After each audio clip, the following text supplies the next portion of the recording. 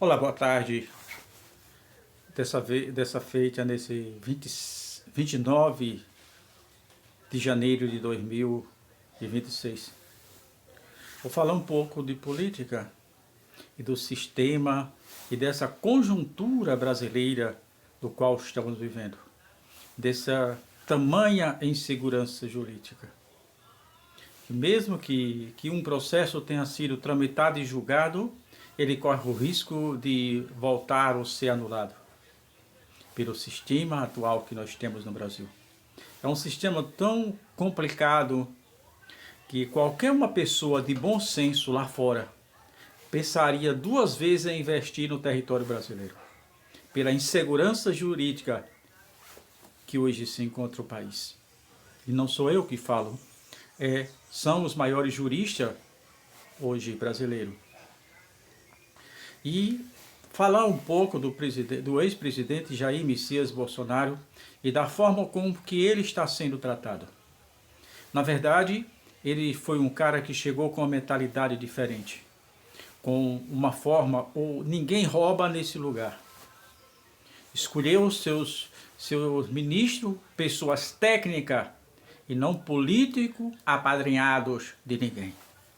E isso mexeu com o sistema de maneira tal que todo o sistema em geral, a mídia em geral, se revoltou contra ele. Tentaram matá-lo no decorrer da política, mas não conseguiu. E ele chegou lá. E isso me faz lembrar o passado. Eu sou um amante da filosofia, eu gosto muito de estudar filosofia, tenho mergulhado nesse tema com uma certa profundidade. Aí quando você encontra a história de Sócrates, ver que Atenas estava vindo de um processo saído de uma ditadura. E de repente aparece, e depois Sócrates, um homem com uma mentalidade muito avançada acima do tempo, com uma capacidade intelectual incomparável naquela hora, naquela conjuntura política. Então os gregos queriam se livrar dele, não que ele fizesse alguma coisa errada, mas tinham medo, porque a ideia revolucionária dele, como ele abria a mente das pessoas, né, para ver a vida como a vida é, aquilo assustou os gregos. E eles pensaram em uma forma de matá-lo. Então, a princípio, acusaram ele de ser um ateu. No mesmo processo de condenação dele, acusavam ele que era ateu.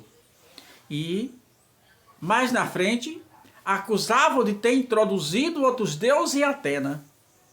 Você observem a alta contradição. Como que um ateu vai introduzir outros deuses em um país? Na verdade, o que eles queriam mesmos era matá-lo.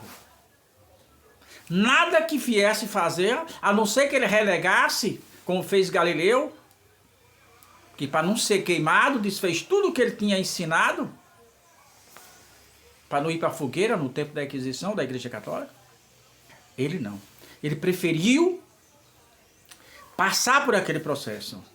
Então, ele foi no dia do seu julgamento, sabendo que já estava condenado, a não ser que ele desfizesse todos os seus ensinamentos, que para ele, um homem aos 70 anos de idade, não era um homem com a integridade moral e intelectual que ele tinha. Renegar seria morrer. Então ele teria morrido antes do tempo. E quando os juízes, que ele sabia que ali era tudo forjado, era tudo armado, era parecido com a história do Brasil hoje, deu a oportunidade a ele, deu a oportunidade a ele para ele se defender. E Platão, que era uma pessoa da família real, é uma pessoa da alta sociedade, era dono da academia. Platão queria pagar a fiança. Se ele relegasse, ele tinha que determinar uma fiança e Platão pagava. Ao invés disso, quando deram a oportunidade a Sócrates, ele diz o seguinte para aquele juiz: estáis enganados se achais que o homem que tem algum valor perderá o seu tempo pesando perspectiva de vida ou morte. Uma coisa só há a considerar, se agiu correto ou erradamente. E ele foi morto. Só que foi o maior erro que os gregos cometeram. Acharam que no ano 399 a.C., que matando ele naquele tempo, encerrava a história dele. Pelo contrário, ele foi elevado. Porque um homem, né, de ideias, morre o homem, mas as boas ideias permanecem. Ele ainda hoje é lembrado. E se os gregos daquela época soubessem o que eles estavam fazendo, eles não tinham feito. E o que é que tem a ver isso? Eles estão tentando indiretamente matar o presidente Jair Messias Bolsonaro. Não sou eu que digo, são as mídias que falam isso. Vocês podem fazer o que vocês quiserem, podem mentirem o tanto que vocês quiserem. Essa esquerda que chora, que ri quando o raio cai no meio de uma multidão. Essa esquerda que ri quando uma pessoa é morta a tiro. Uma esquerda doente é de uma psicopatia incomparável. Vocês podem fazer o que vocês quiserem. Vocês podem matarem, podem esquartejarem.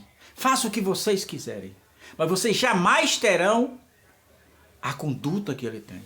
Vocês jamais terão as virtudes de um homem honesto que ele tem.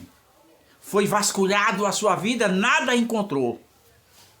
Vasculha-se hoje, nas maiores autoridades brasileiras, vê o que é que vão encontrar. Então vocês jamais vão conseguir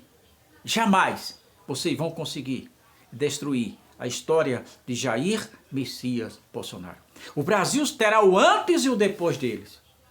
Foi através dele que descobrimos que as televisões não informam, mas elas são matérias pagas pelo governo para dar aquilo que interessa para os governantes. Foi através delas que todas as pessoas conhecem todos os ministros do STF. Foi através deles que vimos que o Brasil é uma grande máquina de corrupção, de corruptos e corruptores. E que aqueles que se levantam contra esse sistema, ele é moído, ele é destroçado. Portanto, terá o antes e o depois de Jair Messias Bolsonaro. E hoje, é por isso que hoje os grandes criminosos ficam tentando, silenciar a mídia digital. Quando você vê uma pessoa dizendo vamos censurar as redes sociais, ele é um criminoso. Ele está escondendo alguma coisa do povo e não quer que o povo saiba, porque as mídias pagas não dão notícias as notícias que o povo quer ouvir, mas dão as notícias que os governantes querem ouvir. Então, vocês façam o que vocês quiserem, mas jamais terão ou serão igual a Jair Messias Bolsonaro. Então, ele é um homem íntegro, sincero, um homem temente a Deus. E que vocês têm lutado para destruir a sua vida. Mas lembre-se que Jesus disse que aquele que planta vento, colhe tempestade. Cada um de vocês, à luz da Bíblia, a seu tempo, irão pagar toda a maldade que fizeram contra ele e que ainda está fazendo. Porque a lei da semeadura, ela é implacável. A lei da semeadura, ela é sem misericórdia. Uma vez você plantou, você estará sujeito a colher os seus frutos. E agora não tem opção, é compulsório. Pense nisso.